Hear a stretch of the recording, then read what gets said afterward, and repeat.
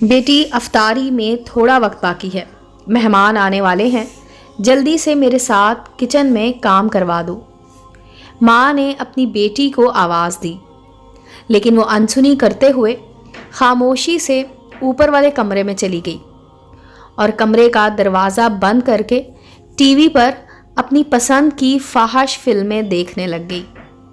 وہ روز یہی کرتی تھی، اس کی ماں کو سب معلوم تھا کہ اب یہ جلدی واپس نہیں آئے گی۔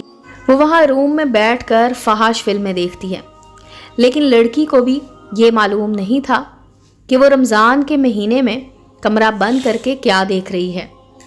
سمیرہ کی ماں نے جلدی جلدی سارے کام نپٹائے اور مہمانوں کی خدمت میں مصروف ہو گئی۔ مہمان جب کھانا کھا کر روزہ افطار کر کر چلے گئے تو سمیرہ کی ماں کمرے میں گئی تو دیکھا کہ دروازہ ابھی تک اندر سے بند ہے۔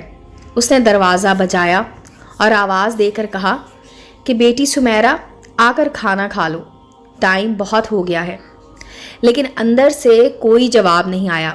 تو سمیرہ کی ماں نے دروازے کے اندر کان لگا کر سننے کی کوشش کی کہ سمیرہ ٹی وی پر کیا دیکھ رہی ہے، تو اندر سے کوئی خاص آواز سنائی نہ دی۔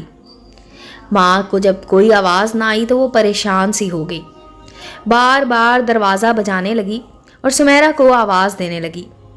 دروازہ بجانے کے باوجود بھی جب سمیرہ باہر نہیں نکلی تو اس کی ماں کمرے کی دوسری جانب گئی۔ جیسے ہی وہ دروازہ کھول کر کمرے میں داخل ہوئی تو اس کے اوسان خطا ہو گئے۔ ٹی وی پر فحش فلم چل رہی تھی۔ اس نے جلدی سے ٹی وی بند کیا اور زمین پر الٹی پڑی سمیرہ کو اٹھانے کی کوشش کی، مگر سمیرہ نے بالکل حرکت نہیں کی۔ سمیرہ کی ماں بھاگ کر گئی اور سمیرہ کے باپ اور بھائیوں کو بلا کر لے آئی۔ جب انہوں نے ڈاکٹر کو بلایا تو معلوم ہوا کہ وہ تو کب کی مر چکی ہے۔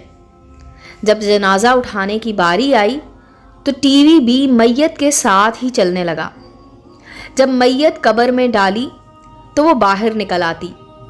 بار بار جب ایسا ہوا تو کسی نے مشورہ دیا کہ ٹی وی قبر کے سرہانے رکھ کر میت کو دفن کر دو۔ پھر ایسا ہی کیا گیا۔ یہ ماجرا دیکھ کر سب لوگ استغفار پڑھنے لگے، لیکن سمیرہ کی ماں کے علاوہ کسی کو علم نہ تھا کہ اس کے ساتھ ایسا کیوں ہوا ہے۔ امید ہے دوستو سٹوری اچھی لگی ہوگی۔ چینل کو لائک اور سبسکرائب کریں اور بیل آئیکن کا بٹن دبانا مت بھولیں تاکہ ہر نئے آنے والی سٹوری کا نوٹیفیکیشن آپ کو مل سکے۔ ملتے ہیں اگلی سٹوری کے ساتھ۔